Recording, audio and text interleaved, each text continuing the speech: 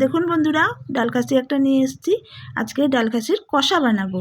এই যে হাতে একটু সরিষা তেল নিয়ে নিলাম, আর দুটো হাতে দিয়ে এই যে এখন ইঁচড়টা কেটে নিচ্ছি, ওর ক্ষীরটা লেগে যাবে বলে। এই দেখুন অর্ধেক করব, এই যে কেটে নিচ্ছি। এরকম এখন বড় বড় সাইজ করে কেটে নেব। এই যে খোসাটা ছাড়িয়ে নিচ্ছি। এই দেখুন বড় বড় টুকরো করে কেটে নিলাম। এই যে কাটা হয়ে গেল। আলু 4টে নিয়ে নিয়েছি, আলুর খোসাগুলো ছাড়িয়ে নেব। ওই যে আলুও কাটা কমপ্লিট হয়ে গেল। এখন আলু আর এঁচড়কে ধুয়ে নিলাম। এই যে উনুন ধরিয়ে নিলাম, কড়া বসিয়ে দিলাম, জল দিয়ে দিলাম, গরম হয়ে গেল, নুন হলুদ দিয়ে দিলাম, আর এই যে সব আলু আর এঁচড়কে ছেড়ে দিলাম, ঢাকা দিয়ে দিলাম। টমেটো কুচি, পেঁয়াজ কুচি, রসুন কুয়া আর দুটো লঙ্কা দিয়ে দিলাম। এই যে ঢাকা দিয়েছিলাম, সেদ্ধ হয়ে গেছে, নামিয়ে নেব।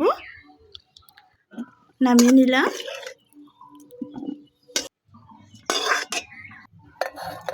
এই যে পেঁয়াজ, রসুন, কাঁচা লঙ্কা, টমেটো সব দিয়ে গ্রাইন্ডারে বেটে নিয়ে আসবো, মশলা করব। মশলা হয়ে গেল রেডি। এই যে কড়া গরম হয়ে গেল, তেল দিয়ে দিলাম, গোটা জিরে দিয়ে দিলাম, মশলায় ঢেলে দিলাম।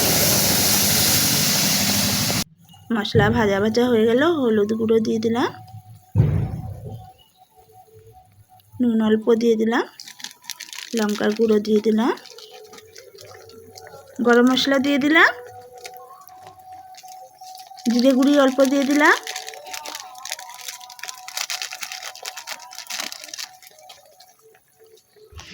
মিট মশলা অল্প দিয়ে দিলাম।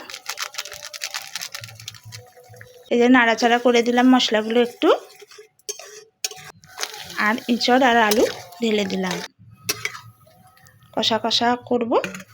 ঢাকা দিয়ে দিলাম অল্প, দেখে নিলাম। এই যে কষা কষা হয়ে গেল, কত সুন্দর গন্ধ বেরোচ্ছে। এই যে নামিয়ে নিলাম।